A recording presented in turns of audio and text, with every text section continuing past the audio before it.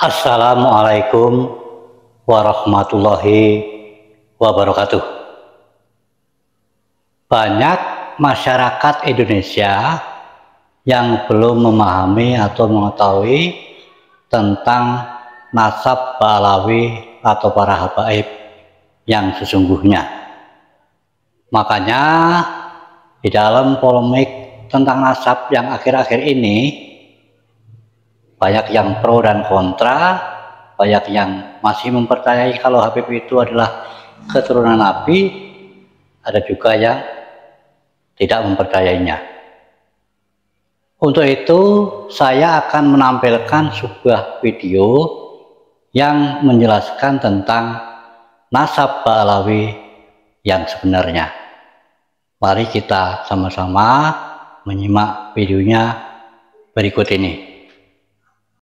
Selain itu ditemukan kode PF 3296 yang terdeteksi pada beberapa keluarga Yahudi seperti Gunsberg, Goldstein, Rostas, dan lain-lain.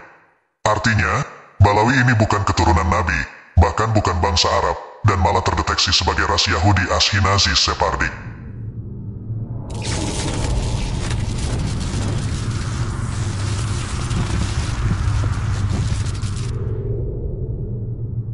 Bismillahirrohmanirrohim. Sebagaimana kita ketahui, bahwa di negeri ini, mayoritas masyarakat Indonesia masih belum memahami bahwa nasab keluarga Bani Alawi atau Ba'alawi Yaman yang menisbatkan dirinya sebagai keturunan Nabi melalui Sayyid Ahmad bin Isa Ar-Rumi. Ternyata, selain gagal secara kajian sejarah dan kitab nasab, juga gagal secara uji genetika tes DNA. Kesimpulannya, menurut data kitab nasab hingga sekitar abad ke-10 Hijriah, baru muncul nama Ubaidillah bin Ahmad bin Isa, yang konon hijrah dari Basra, Irak ke Hadramaut.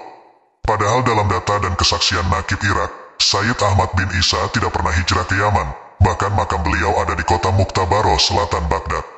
Hanya berputra 3 orang, yaitu Sayyid Muhammad, Ali dan Hussein, yang ketiganya berketurunan dan membuat nakobah untuk saling mencatat nama keturunannya. Kesimpulannya, tidak ada nama Ubaidillah sebagai anak Ahmad bin Isa. Artinya hal tersebut berarti fiktif dan batal sesuai ilmu nasab. Dan yang lebih tragis lagi di era sekarang, dengan kemajuan teknologi, yaitu ilmu genetika yang sudah lazim, bahwa susunan basa nukleotida dalam DNA kita telah dapat dibaca dengan sangat presisi. Maka menunjukkan bahwa mereka ini sama sekali bukan bangsa Arab, karena gen ras Arabnya sangat-sangat kecil sekali. DNA adalah molekul yang mengkode sifat genetik suatu organisme. Setiap data dari tiap sel di tubuh manusia tersimpan di dalam DNA. Selain itu, DNA mengatur fungsi dan pertumbuhan tiap-tiap sel. Ketika manusia melakukan proses reproduksi, akan ada penggabungan antara DNA ayah dan ibu. Nantinya DNA ini akan terus diturunkan kepada keturunan selanjutnya, baik pada anak-anaknya, cucu-cucunya, dan seterusnya. Itulah mengapa kita bisa melacak keaslian seorang anak dari DNA ini. Untuk mendapatkan DNA hanya dibutuhkan sedikit sekali sampel. DNA bisa didapatkan di mana saja di seluruh tubuh manusia, rambut, kuku, air liur, dan sebagainya. Yang penting jaringan tersebut mengandung sel, pasti di dalamnya ada denanya. Ketika zaman dahulu kala, banyak orang-orang Timur Tengah mengaku sebagai keturunan Nabi Muhammad. Hal ini terjadi terutama di negara Islam yang non-Arab, contohnya seperti negara kita ini, Indonesia.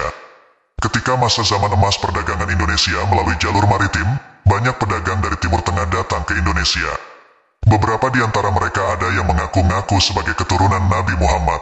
Tingkat informasi dan pengetahuan masyarakat yang terbatas kala itu, mengakibatkan masyarakat mudah percaya pada bualan orang-orang tidak bertanggung jawab tersebut.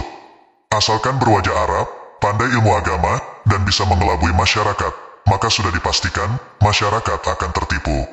Kenapa banyak orang mengaku-ngaku sebagai keturunan Nabi? Salah satu alasan mereka melakukan hal-hal tersebut adalah untuk bisa dihormati oleh masyarakat setempat. Bahkan beberapa di antaranya ada yang diberi harta yang melimpah, atau bahkan dinikahkan dengan gadis-gadis setempat. Banyak istilah dalam menyebut keturunan Nabi Muhammad. Salah satunya adalah Habib, Syarif, dan sebagainya.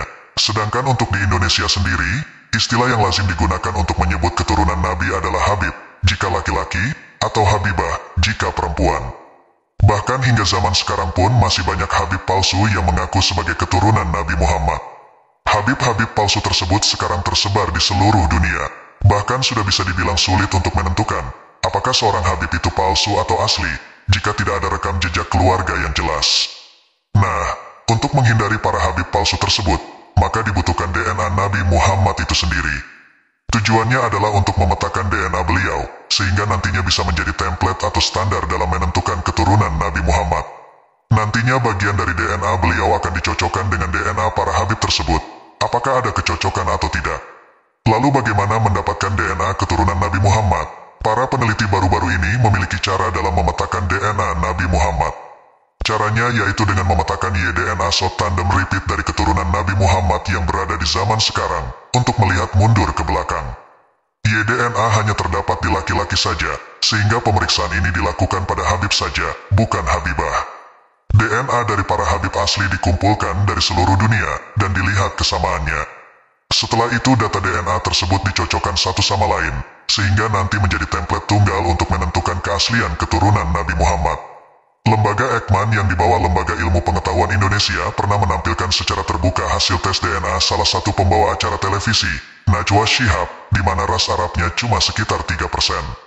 Dan hal ini sebenarnya bukan barang baru di Timur Tengah sana, karena ketika tes DNA di Family Trade pada awal tahun 2000-an yang open posting hasilnya dipublish, maka bisa terpetakan bahwa DNA dari keluarga-keluarga zuriyah Nabi yang tersebar di dunia Islam, baik yang dari jalur Al-Hasani maupun Al-Husaini, ternyata telah terdeteksi secara presisi dengan baik.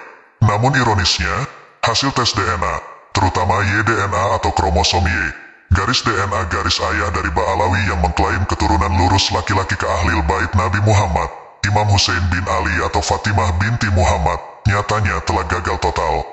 Sekarang marilah kita tinjau kegagalan mereka di mana. Tes DNA keturunan itu terbagi menjadi dua bagian sebagai berikut. Pertama, autosomal DNA, yaitu meneliti 22 pasang kromosom kita, yang merupakan sumbangan dari 22 kromosom ayah dan 22 kromosom ibu. Hasil dari tes DNA bagian ini bisa diketahui seseorang dari ras mana saja, serta sebarannya banyak di bagian bumi sebelah mana dan lain-lain. Kedua, gonosom DNA atau DNA jenis kelamin, yang merupakan satu pasang DNA yang menentukan jenis kelamin. Pada jenis kelamin laki-laki adalah kromosom XY, kromosom X ibu, dan Y ayah. Apabila perempuan maka kromosom XX, X dari ayah dan X dari ibu. Dengan demikian, meneliti garis lurus laki-laki keturunan berarti meneliti kromosom Y-DNA dalam diri kita. Sedangkan untuk garis ibu disebut mat DNA, karena kromosom X ibu ini biasa diambil di mitokondria dalam sel kita. Kembali kita fokus ke kajian Y-DNA, mengingat kegagalan nasab garis lurus laki-laki dari Balawi ini adalah klaim yang selalu dibanggakan oleh mereka. Bahkan nasab perempuan dianggap putus, serta aturan pernikahan yang ketat terhadap anak perempuan mereka harus dinikahi oleh pria Balawi sendiri, dengan alasan menjaga nasab. Membahas kerancuan ini perlu pembahasan khusus, karena kalau ini diterapkan, akan jadi bentuk diskriminasi dan rasisme gaya baru. Mengingat dalam kaidah pernasaban dunia, tetap seluruh keturunan Sayyidah Fatimah binti Muhammad, baik dari garis lurus laki-laki maupun perempuan dicatat. Semua ini menjadi cerminan nyata, bahwa Islam begitu memuliakan perempuan, sebagai antitesis dari masa jahiliyah, di mana perempuan sangat direndahkan kedudukannya. Dalam tes DNA seseorang yang berkerabat semakin dekat, maka susunan DNA-nya juga akan semakin identik pula. Dan sebaliknya, semakin jauh kekerabatan, maka akan semakin jauh susunannya pula. Dari sini bisa disimpulkan, bahwa sejak Nabi Adam yang diyakini menurut ilmu pengetahuan bahwa manusia modern berawal dari satu ayah yang sama, maka DNA Adam menyebar kepada seluruh keturunan laki-lakinya. Dan disebabkan oleh mutasi gen, baik karena faktor internal transkripsi DNA atau akibat faktor eksternal, misal kena wabah penyakit atau daya adaptasi di alam, maka rata-rata terjadi mutasi gen setiap 20.000 tahun. Sehingga terbentuklah haplogrup Y-DNA. Singkatnya, dalam uji DNA keluarga Nabi yang secara manuskrip, kitab dan kajian sejarah memang terjaga dan terindikasi sebagai keluarga Nabi, ternyata secara nyata telah terpetakan sebagai haplogrup J1A, dan ada kode Ibrahim P58, hingga kode-kode lainnya, seperti Bani Quraisy L959+, Ali bin Abi Thalib FGC 10500+, atau pecahan dari Hasan bin Ali FGC 8702, dan Hussein bin Ali FGC 30416+.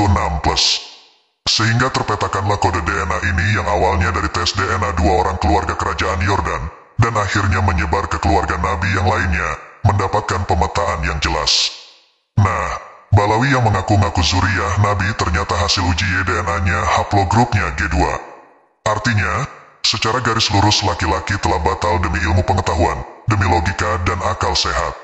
Bahkan dideteksi ditemukan kode DNA P303 yang disinyalir sebagai Yahudi maternity, garis ibu, atau menurut penelitian Ernest Renan, sebagai Yahudi suku ke-13 di luar keturunan 12 putra Yakub bin Ishak bin Ibrahim.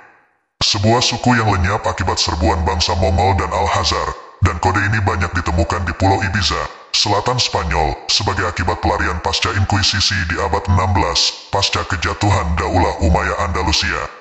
Kode ini juga ditemukan pada uji DNA jasad Al Capone, pemimpin mafia Italia, seorang imigran Yahudi Italia yang hijrah ke Amerika dan membentuk organisasi kejahatan modern pertama di dunia. Selain itu ditemukan kode PF 3296 yang terdeteksi pada beberapa keluarga Yahudi seperti Gunsberg, Goldstein, Rostas, dan lain-lain. Artinya, Balawi ini bukan keturunan Nabi, bahkan bukan bangsa Arab, dan malah terdeteksi sebagai ras Yahudi Ashkenazi Sephardic. Lihat tabel 057 dan 058 di Jewisna.net, sebuah situs pendeteksian gen Yahudi baik garis paternity atau maternity dari Yahudi internasional. Demikian kajian DNA ini disampaikan, sebagai seruan moral sesama warga bangsa Nusantara Indonesia tercinta kita, dengan pesan tidak penting kamu dilahirkan dari ras apa, suku apa atau agama apa. Selama kamu menjadi manusia yang baik, berguna dan mengembangkan jiwa Bhinneka Tunggal Ika, maka kamu layak untuk menjadi warga bangsa yang dibanggakan dan dicintai semua orang. Akhirul kalam, semoga kita tetap utuh sebagai sebuah bangsa, dan mari bersatu padu untuk mengakhiri penjajahan dalam bentuk apapun dan atas nama siapapun.